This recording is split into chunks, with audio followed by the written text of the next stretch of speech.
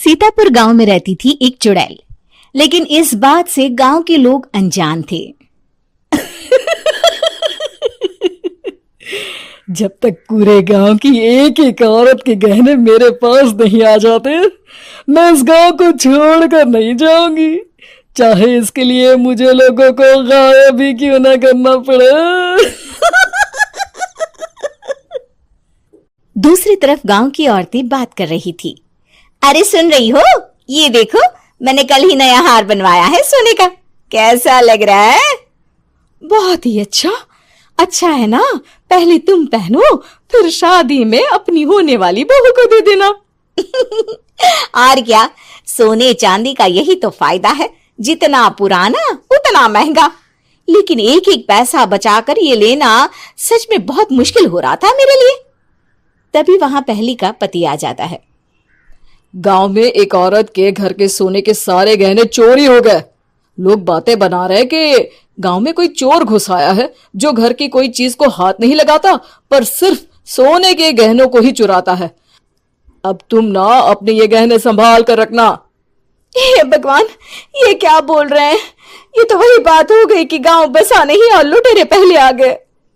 दूसरी तरफ गांव के ही एक घर में रंजना रहती थी। उसके पति का गांव में चाउमीन का ठेला था।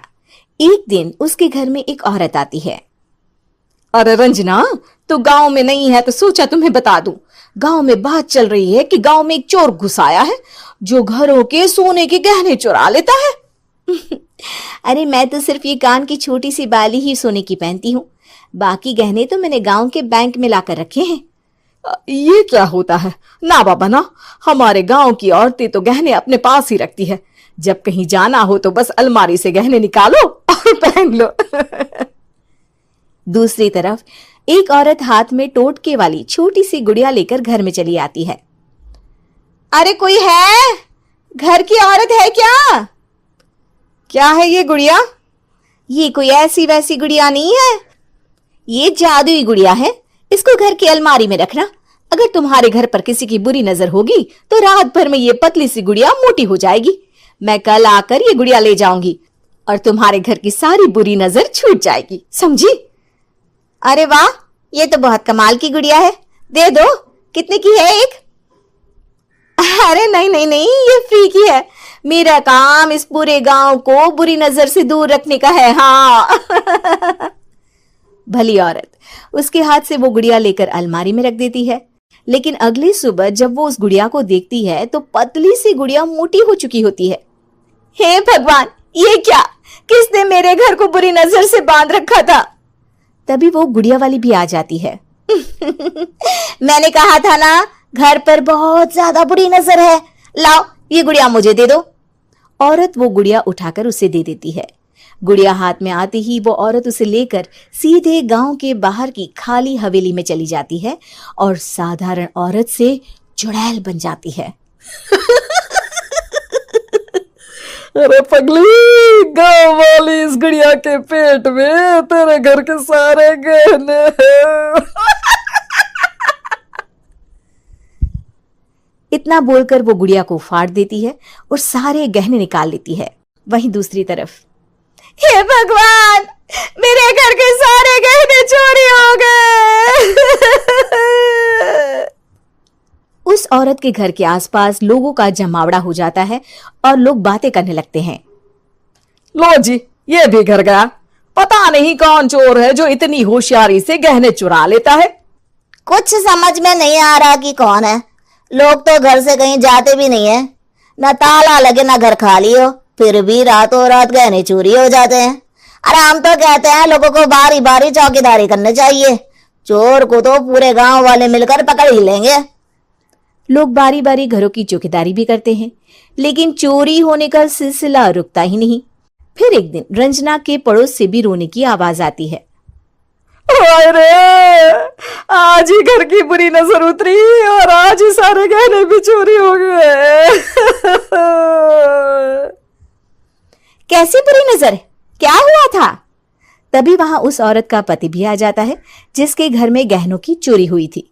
हाँ, मेरी बीवी ने भी किसी गुड़िया को घर में बुरी नजर उतारने के लिए रखा था, लेकिन अगले दिन गहने चोरी हो गए। अब रंजना को कुछ कुछ बात समझ में आ जाती है। वो गांव वालों से कहती है, देखिए अब आप लोग चिंता ना करें, जल्द ही चोर पकड़ा जाएगा। उस नजर उतारने वाली गुड़िया को आज मेरे घर कोई भेज देना। फिर क्या था, चुड़ैल को लोग रंजना के घर भेजते हैं। पहली बार देखा है कोई खुद लुटने को तैयार बैठा है। तो तू है जिसे घर की बुरी नजर उतारनी है? ये ले गुड़िया, ये सुबह तक मोटी हो गई तो समझो तुमको और तुम्हारे घर वालों को नजर लगी है। हाँ हाँ, मैंने काफी सुना है। तुम ये गुड़िया मेरे घर छोड़ देना। अरे क्यों नहीं, कल सुबह आऊंगी जब गुड़िया तुम्हारे घर की सारी बुरी नजर लेकर मोटी हो जाएगी, ठीक है? अब क्या था, रात को रंजना ने पूरी नजर गुड़िया पर रखी। वो अपने पति और गांव के कुछ लोगों को घर की खिड़की से घर के अंदर नजर रखने को कह देती है, और फिर जो नजारा सब देखते हैं वो हैरान करने वाला होता है। गुड़िया धीरे से अलमारी खोलकर बाहर आती है। अलमारी के सारे गहने लेकर घर में जहां जहां गहने होते हैं वो लेकर अपने मुंह से खा जाती है। वो जितने गहने खाती उतनी ही मोटी हो जाती और फिर अलमारी में बंद हो जाती है। गांव वाले डर के मारे वहीं बेहोश हो जाते हैं। लेकिन सुबह जब वो औरत गुड़िया लेने आती है, रंजना उसका सामना करती है। ये देखो गुड़िया कितनी मोटी हो गई है, लगता है मेरे घर में बहुत लोगों की नजर लगी है। लाला ये गुड़िया मुझे दे दे, अरे बहुत कीमती गुड़िया है ये। तेरे घर की सारी बुरी नजर मैं गांव के बाहर वाली हवेली में फेंक आती हूँ। शाम को फिर लोगों के घर इसे लेकर जाना है ना, इसमें तो मेरी जान बसती है, जान। रंजना गुड़िया को चुड़ैल की तरफ बढ़ा देती है, लेकिन फिर वापस ले लेती है और गुड़िया के हाथ मोड़ देती है। जैसे ही गुड़िया के हाथ मोड़ती है, चुड़ैल का हाथ भी मुड़ जाता है। अच्छा, तो ये वो गुड़िया है जिसमें तुम्हारी जान बसती है। अब सुन चुड़ैल, तेरी सारी हकीकत सबके सामने आ गई है। या तो गांव वालों के गहने लौटा दे, नहीं तो मैं इस गुड़िया की गर्दन मोड़ दूंगी। चुड़ैल डर जाती है। अरे नहीं नहीं, मेरी गुड़िया दे दो, मैं सबके गहने वापस कर दूंगी। ठीक है, अब भी जा और सबके सारे गहने वापस कर। चल निकल यहां से। चुड़ैल सबके गहने लौटाकर रंजना के पास आती है। ला दे मेरी गुड़िया रंजना, इसके अंदर के गहने निकाल ले, लेकिन गुड़िया वापस दे दे। लेकिन रंजना जानती थी कि जैसे ही गुड़िया चुड़ैल को देगी उसकी शक्ति वापस आ जाएगी। चुड़ैल, तू तो चुड़ैल ही रहेगी, ये मैं जानती हूँ।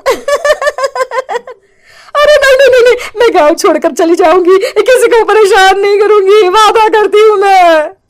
लेकिन रंजना उसकी एक बात नहीं सुनती और गुड़िया का सर उसके शरीर से अलग कर देती है। चुड़ैल सर अलग होते ही गायब हो जाती है। गांव वाले रंजना के साहस और बुद्धि की खूब प्रशंसा करते हैं।